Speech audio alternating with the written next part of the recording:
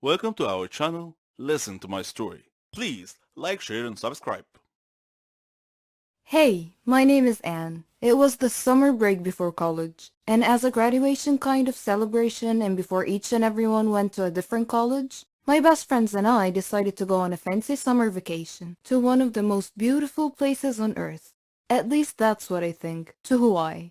I was in my room daydreaming about wearing those cool coconut bras while enjoying an exotic juice, maybe even doing a hula dance, and then my best friend Kim called and burst my coconut bubble. She suggested that since we're off to a whole new stage of our lives, we may as well get a complete makeover. I thought she meant we should go shopping or something, but no, she said we should go to the hair salon and get new haircuts and maybe even dye our hair. I admit that I was overly excited about the whole thing, so I said yes. My normal hairdresser was on annual leave. She has always cut my hair exactly how I describe it. I love her. However, she has been gone for a while, and we couldn't wait any longer for a haircut, so I made an appointment with another hairdresser at the same salon. On a side note, Kim is blonde, while I'm a brunette. I know this info might not sound useful, but it will come in handy throughout the story. Kim and I drove to the hair salon. The place looked extra fancy, the kind of place you would trust. We went inside all giggly like we were 12. We were actually 18 at the time. Anyways, we were greeted by a really nice lady. That lady said that Kim should get highlights and I should go for the same, plus going blonde. I was skeptic, but who cares? It's summertime. The lady put bleach all over my head and went to do Kim's hair. So, after 15 minutes, my scalp started burning like crazy. So I called the nice lady and she said it was time to wash the bleach. As she was washing my head, her smiley face went poker. Chunks of my now orange hair were all over the sink. Kim looked at me and her eyes got as big as my head. The lady asked me not to freak out and that she could cover the bald spots with a really short haircut. The lady asked me not to freak out and that she could cover the bald spots, and so she started cutting my hair. So far, so good. Then she snips a huge section out of the front of my hair saying that she was framing my face. At this point, it was too late to say anything. The haircut was just hideous. Not me at all, and especially not what I asked for. So I told her that I hated it. She felt really bad and I started to tear up because it was seriously so ugly. And now that I was stuck with a really bad haircut, I tried to calm myself that maybe the color will turn out okay. And then she put the dye on my hair and it turned my hair green. The only solution now was to become a redhead, and that was just a no for me. I don't have the complexion of a redhead. Our boyfriends were actually going to pick us up from the salon, and just imagining the look on Nick's face made me cry and laugh at the same time. Rachel played it really cool, and even her highlights did not go so well. But that incident was just one of a kind. I ended up with the weirdest hair color ever. It was like I was half mermaid, half dragon. This did not stop us from enjoying our summer break though. It was actually a good source of jokes for a long, long time. Some people live their lives not fully appreciating what others do for them. They start taking things for granted, thinking that that's exactly how it's supposed to be. Parents sacrifice a lot for their children, and when the children appreciate and try their best in life, that would be worth more than any words can ever describe. My name is Megan, and I hope to inspire you with my story.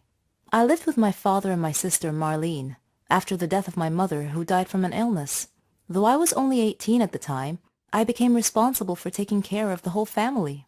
I did everything for them: cooking, cleaning, washing. My father was a great man, and he did his best to make us happy. I supported both my sister and my father. We faced everything together. There was one more person in my life, my neighbor, Dave. We practically grew up together, and our dreams grew with us. He knew everything about our circumstances and supported me often. He proposed to me and we got engaged. Dave chose a flat near my family so we would be close to them. That was very thoughtful of him. We got married and started our lives. I was determined to finish college, and Dave helped me in every way that he could. He proved to me every day how responsible and considerate he was. One day, while cleaning the house, my heart started beating rapidly, and I couldn't breathe well. I was barely able to call out to Dave, who came immediately when he heard me cry for help. I had had this symptom before, when I was younger, but I never told my father, because I didn't want to worry him. Dave took me to the hospital, where a doctor said that I had a serious heart condition. And not just that, I was pregnant too. Pregnancy and a heart condition do not make a good combination, so we had to choose between the baby's life and mine. My father and Dave asked me to abort the child. Though they tried really hard to persuade me, I resolutely refused. I agonized a lot during my pregnancy. They were all so worried for my safety. My father and Marlene left their flat to come and live with me, and Dave cut back on his working hours to stay with me. When the day came, they took me to the hospital. The doctor checked the condition and said that it was too serious, that I wouldn't be able to survive the childbirth. My family and I were shocked. I held Dave's hand and told him that I was strong enough to make it. Dave hugged me and cried. I was so afraid, but I did my best to hide it. I said to my baby, "I'm trying the best I can. I'm fighting so that both of us could have a life. Know that I love you, and I know that you'll grow up to be very successful, but you'll also be caring and kind." Our feelings are always hard to control. We are humans after all. Sometimes we do things we can't explain, just because we feel that way. I had a student named Daniel, a sweet and innocent child. I was prepared to do anything for him, but don't judge me just yet. First, let me tell you my story. My name is Jolene. I'm a 21-year-old math teacher at a primary school. I live with my sister and my mother. My house was next to the school where I work. I love teaching, and I like teaching the students in creative ways. They loved me, and I loved them. Daniel was a special student, though. Our story began at the start of the new year. It was the first day of school. I missed all my students over the summer break. I missed them so much that I stood by the door to welcome them back. Before I started my first lesson, Mr. Smith, the student affairs officer, knocked on the class door, with Daniel hiding behind his back. Mr. Smith greeted the class and asked them to greet Daniel, but Daniel was too shy and didn't move. So I went over to him to take him by the hand, but he pulled his hand away, which embarrassed Mr. Smith. I asked him to greet his classmates, so he went and he stood in front of the class and he said, "Hello, I am Daniel." Then he went and he sat at the very back of the class. He didn't talk much with the other kids. He didn't like to interact with anyone. Daniel always looked sad, and I thought to myself, he's only 8. What could possibly have made him that way? I tried to get close to him, but he resisted all my efforts. Sometimes he looked like he was hiding some big secret, and later on, I learned what it was. One night, when I was surfing the social media, I came across a horrible news story about a jealous husband killing his wife and another man right in front of his son. The child had been none other than my new student Daniel. Reading that sad story, I started understanding why Daniel was acting that way. I decided to try brightening his life a little. Every day, I would buy a small present and put it on his desk. At first, it had no effect, but slowly he came to love that. During break time, I would sit beside him, and we would share food together. I would get him involved in class activities. On his birthday, I arranged a surprise party with his class, his grandmother, and myself. He was so happy that day. After the party, he hugged me and he told me that he loved me. I hugged him tightly. He was not just a student to me. I treated him like he was my own son. He told me that he wanted to call me mother, and that made me so happy. After his grandmother died, he came to live with me. We faced a lot of problems together, but I followed his success in life with pride. Daniel is all grown up now. He's graduating from the Faculty of Engineering. I am so proud of what he has made of himself. I confess that I love money and fame. People envy me for it, or they did. I've been a prima donna since the day I was born. All girls dreamt of being me.